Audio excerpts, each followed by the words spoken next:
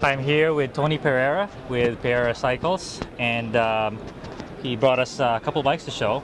And but first, I'd like to meet like the folks to meet Tony. Tony, tell us about yourself. How you got started in business, and who you're making bikes for these days.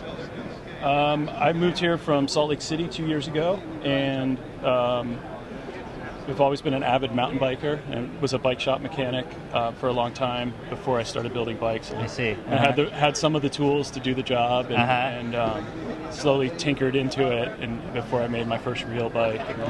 And started out building mostly mountain bikes, 29ers, single speeds, but have transitioned more into doing the road bikes and the randonneuring bikes, such as this one. Right. How many bikes do you build a year these days? 30 to 40. 30 to 40? Yeah. Okay. And it's a mix between... It's a pretty wide range. I like all different kinds of bikes. Right. So I enjoy building all different kinds. But I still do a lot of mountain bikes. That's the bulk of my business. More and more of the randonneuring bikes, cyclocross bikes, right, touring bikes, and city bikes as well. Okay. So randonneuring.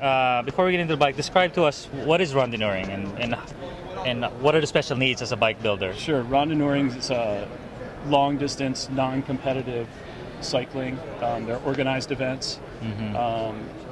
Randonneurs typically will ride a series of rides, starting with 200K, going at 300, 400, 600, 800, and 1,000 kilometers. Usually ends up the series, and they're ridden at one clip. So right, you a typical 1,000K brevet will take 4 days. 4 days. You stop and sleep 3 hours or so, and then get back on your bike and finish it out. Wow. So tell us, how did you address those needs with this bike?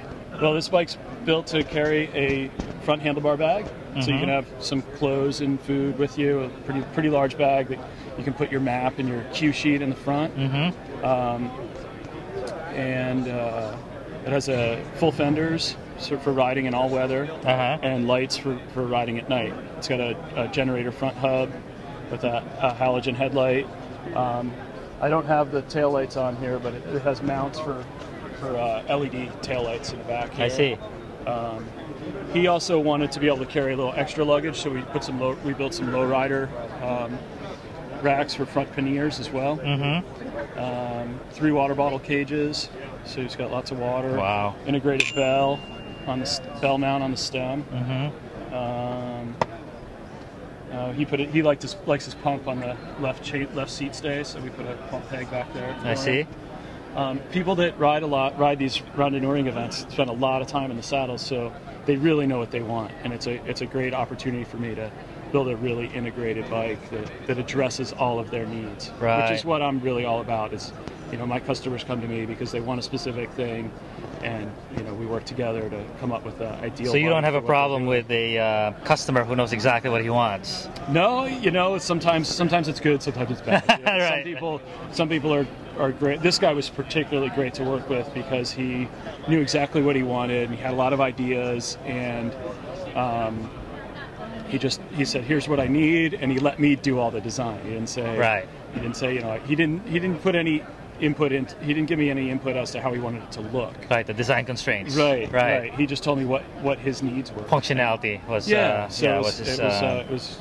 Some people want a little more control over it, and I kind of want the bikes to reflect my style. So it's fun when I can take care of that end of it and just make sure it fits someone's needs really well. Right. They leave it to you, and you address the problem with your solution. Exactly. Right.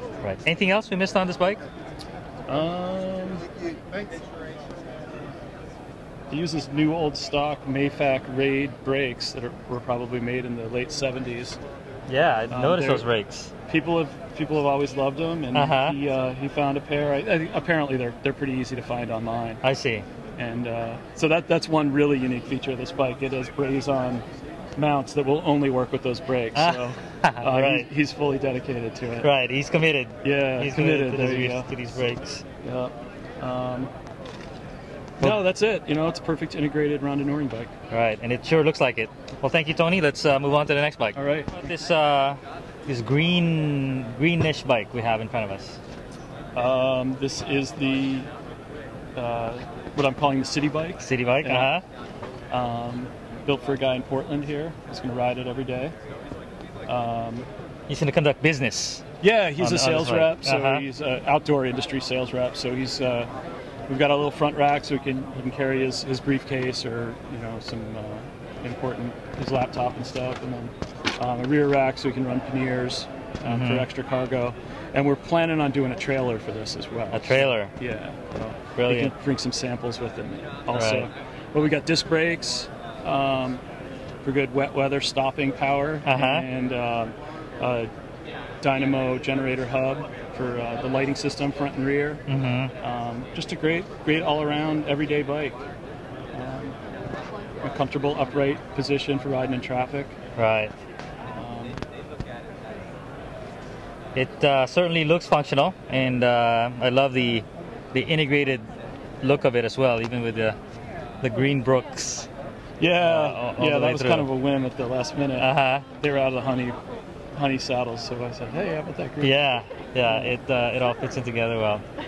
This is the one extra thing I did for him. I ran the hydraulic line through the seat stay. The hydraulic line. Wow, Kind of a cool looking feature. that is very clean. Yeah, I like trying to That smooth is everything in. Like you might notice the wiring for the front light. There's little hooks that I brazed on, so there's no zip ties at all. Oh yeah. Everything's really. Oh my God. That's the beauty of designing a bike with all the final components in mind. Right. You pick out all those details and make sure that they're attended to. A fully integrated solution. Exactly, just like the Run to Norway bike. Right. Well, great. Thank you, Tony, for showing you. this to us. You're welcome.